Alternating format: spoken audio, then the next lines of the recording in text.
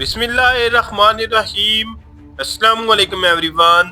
मैं हूं आपका मेज़बान मोहम्मद उसामा खालिद। उम्मीद करता हूं कि आप सब खैरियत से होंगे।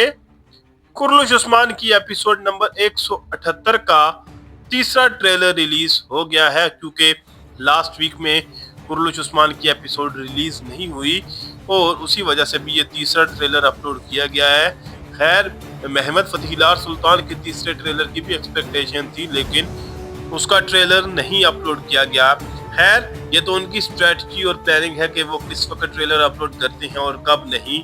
और महमद फ़तीह सुल्तान के तो लास्ट 2-3 वीक से हम देख रहे हैं कि वो ट्रेलर भी काफ़ी डिले करते हैं।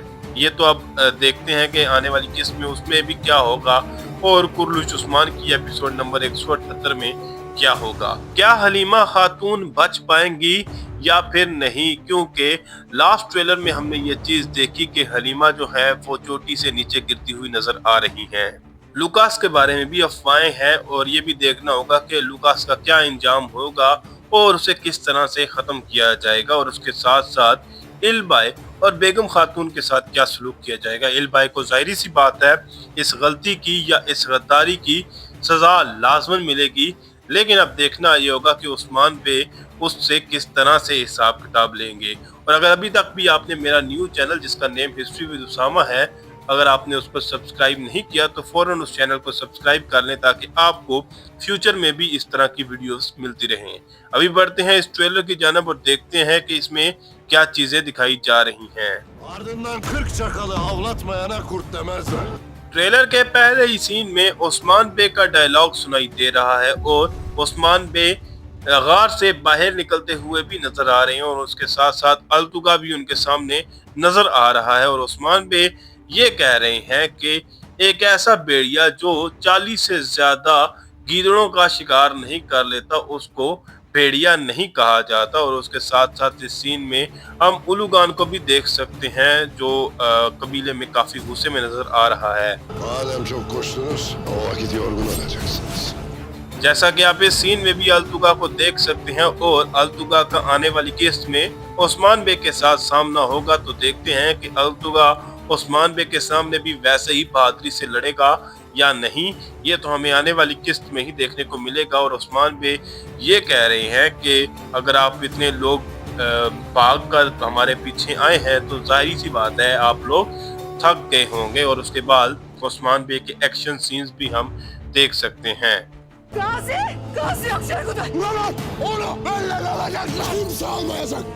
जैसा कि हमने लास्ट एपिसोड में देखा कि गाजी जो है वो कबीले में ही रह जाते हैं और मंगोल उसको कैद कर लेते हैं।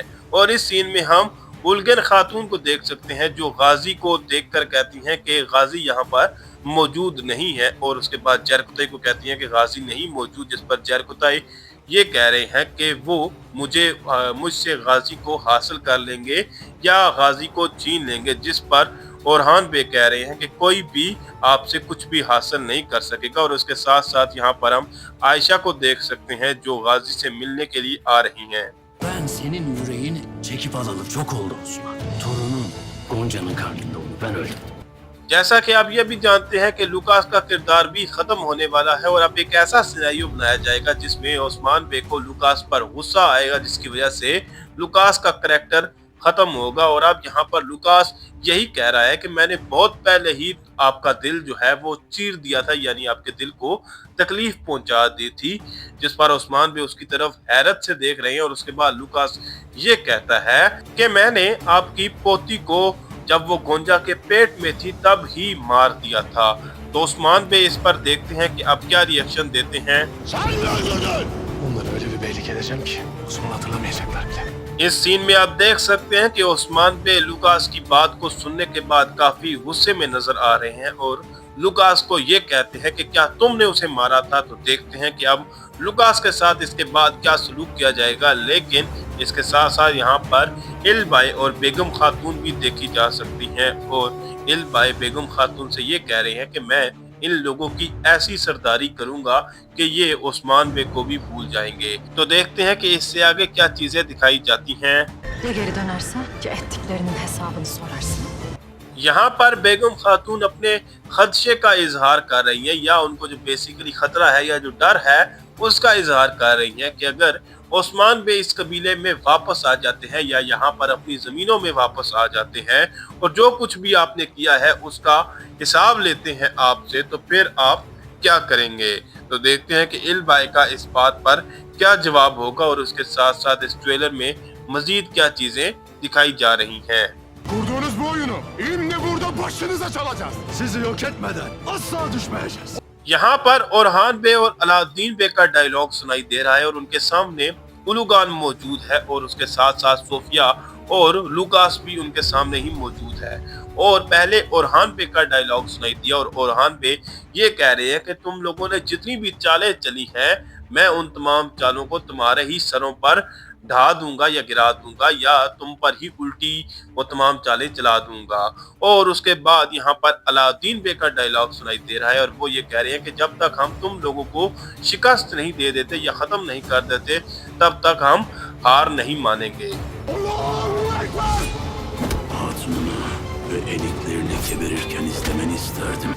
इस सीन में एक जानब ओरहान बे अल्लाह अकबर का नारा लगाते हुए मैदान जंग में कूद जाते हैं और मंगोलों और बाज़ंतीनियों के साथ लड़ने लग जाते हैं और यहाँ पर बाला खातून और सोफिया भी आपस में लड़ती हुई नजर आ रही है और सोफिया बाला खातून पर हमला करती हुई नजर आ रही है और उसके साथ साथ अलाउद्दीन बे और लुकास भी लड़ते हुए नजर आ रहे हैं। और उसके साथ साथ उलुगान का डायलॉग सुनाई दे रहा है और वो ये कह रहा है कि मैं ये चाहता था कि आप अपनी खातून और अपने बच्चों को अपनी आंखों के सामने मरता हुआ देखें।